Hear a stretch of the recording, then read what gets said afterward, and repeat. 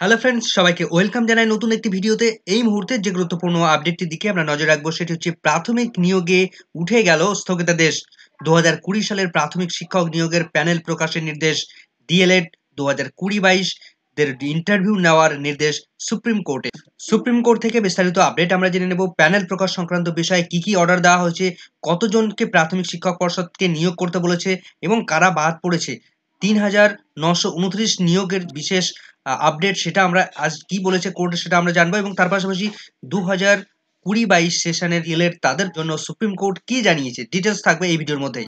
আজ সুপ্রিম কোর্টের কোর্ট নম্বর 11-তে serial number 50-এ মাননীয় বিচারপতি হিমা কোহলি ম্যামের আন্ডারে সুপ্রিম কোর্টের আজ এই 20-22-এর এই মামলাটি, প্রাথমিক শিক্ষক নিয়োগের এই মামলাটি শুনানি চলে এবং তিনি তার নির্দেশ জানিয়ে দিলেন। আজকে কি কি অর্ডার দিলেন আমরা জেনে নেব ভিডিওর মধ্যেই।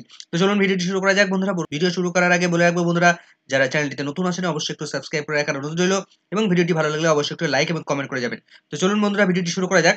তো আজ সুপ্রিম কোর্টে যখন মামলাটির প্রথমে শুনানির জন্য ওঠে, ডিএলএড 2022-এর মামলাকারীরা তার আইনজীবী পটোয়ালি স্যার তিনি সেই সময় উপস্থিত ছিলেন না। পরবর্তীতে তিনি কিছু সময় বাদে এই মামলার শুনানির জন্য ওঠে।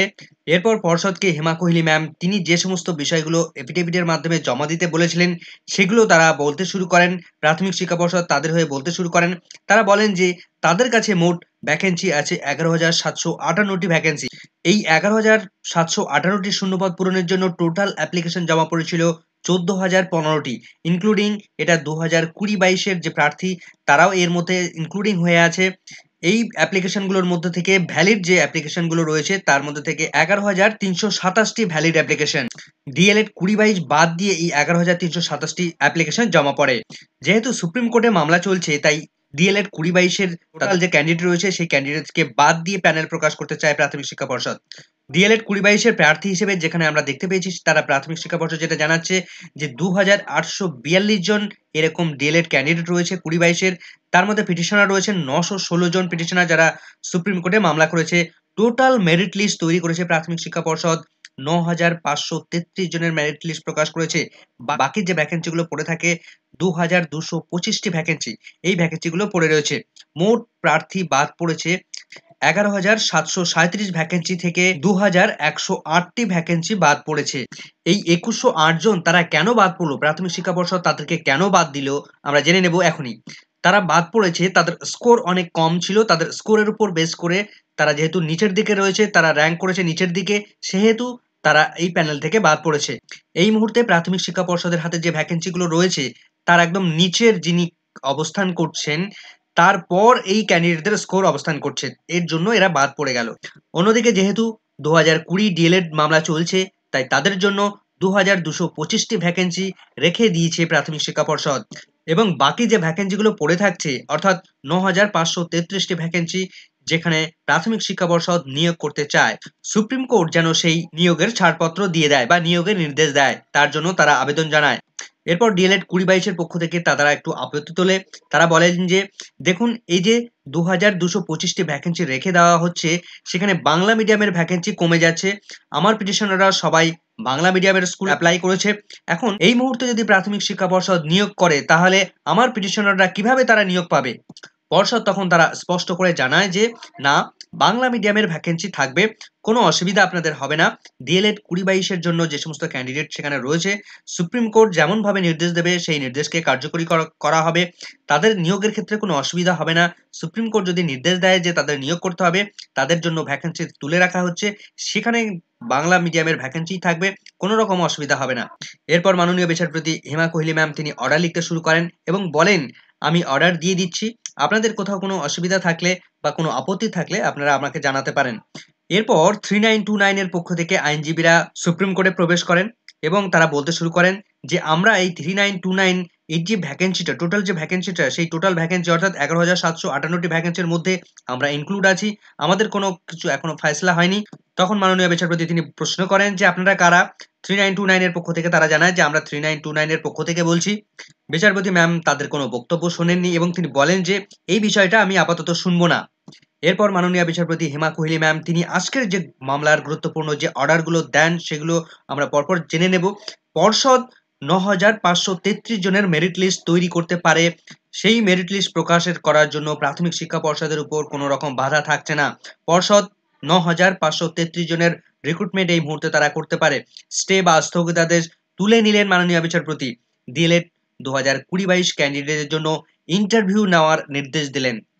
এরপর 20-22-এর পক্ষ থেকে তারা বলতে শুরু করেন, আমাদের ইন্টারভিউ এখনো হয়নি, আমাদেরকে বাদ দিয়ে কেন প্যানেল প্রকাশ পাবে? তখন মাননীয় বিচারপতি হিমা কোহলি ম্যাম তিনি বলেন যে ডিএলএড 20-22 ক্যান্ডিডেটদের নতুন করে ইন্টারভিউ এবং অ্যাপটিটিউড টেস্ট গ্রহণ করতে হবে এবং দেখতে হবে যে কতজন তাদের মধ্য থেকে পাস করছে। সেই লিস্টটি সুপ্রিম কোর্টে জমা দিতে হবে একটা ড্রাফট কপি বা একটা ড্রাফট লিস্টের মাধ্যমে সুপ্রিম কোর্টে এফিডেভিটের মাধ্যমে জমা করতে বলেছে প্রাথমিক শিক্ষা পর্ষদকে।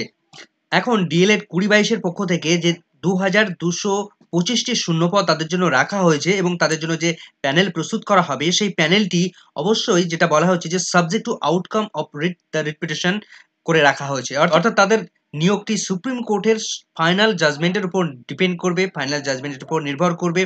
যদি এই 2,225টি এই টোটাল ভ্যাকেন্সি 2020-22 ক্যান্ডিডেটের জন্য রাখা হয়েছে, তারা যদি সেই জায়গাটা জায়গা করে না নিতে পারে বা তারা যদি লিস্টেড না হয়, তারপর তারা যদি খুব কম স্কোর করে, তাহলে তাদের কোনো রকম ভাবে নিয়োগ করা যাবে না। সেই শূন্য পদে 2,108 জনকে পর্ষদ নিয়োগ করতে পারবে।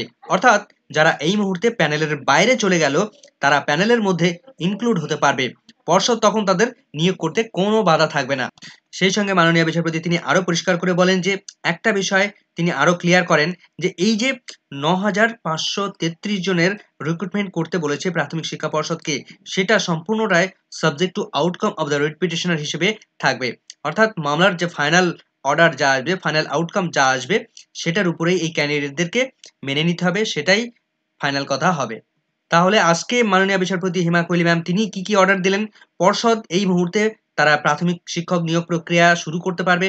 প্যানেল প্রকাশে তাদের কোনো রকম বাধা থাকবে না। 9,533 জনের প্যানেল তারা প্রকাশ করতে পারবে এবং প্যানেল প্রকাশ করার পর তারা এই ক্যান্ডিডেটদের জন্য রিক্রুটমেন্ট প্রক্রিয়া শুরু করবে এবং তাদের অ্যাপয়েন্টমেন্ট দিতে পারবে। কোনো রকম স্থগিতাদেশ থাকছে না, সম্পূর্ণরূপে স্থগিতাদেশ তিনি তুলে নিলেন।